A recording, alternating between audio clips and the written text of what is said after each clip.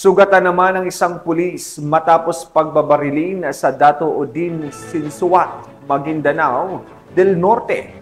Alamin ang report mula kay Pancho-woman Veronica Lagi. Sugatan ang isang aktibong pulis matapos pagbabarilin ng riding in tandem suspects bandang alas 3 ng hapon. Dito lamang ika-31 ng Disyembre taong kasalukuyan sa bahagi ng crossing awang Dato Odin Sinsuat, Maguindanao del Norte. Kinilala ni Police Lieutenant Colonel Samuel Acero Roy, Chief of Police ang Dato Odin Sinsuat MPS, ang biktima na si Police Corporal Tohami Musa, na nakatalaga sa PMFC Tawi-Tawi Police Provincial Office. Ayon sa report ng DOS PNP, sakay umano ang biktima ng isang sasakyang Toyota Hilux na may plakang LCU 8044 kasama ang kanyang asawa at anak nang biglang pagpuputukan ng hindi pa nakikilalang mga suspect.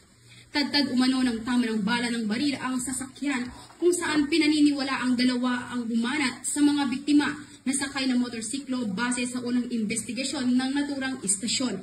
Dagdag pa ng PNP na nagawa pang makabawi ng putot ang biktima sa mga suspect matapos nitong mailayo ang kanilang sinasakyang pick-up truck.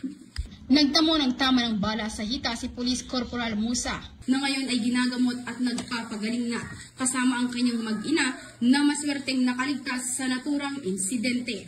Samantala, humigit kumulang 20 na basyon ng di pa natutukoy na uri ng baril ang na-recover sa crime scene.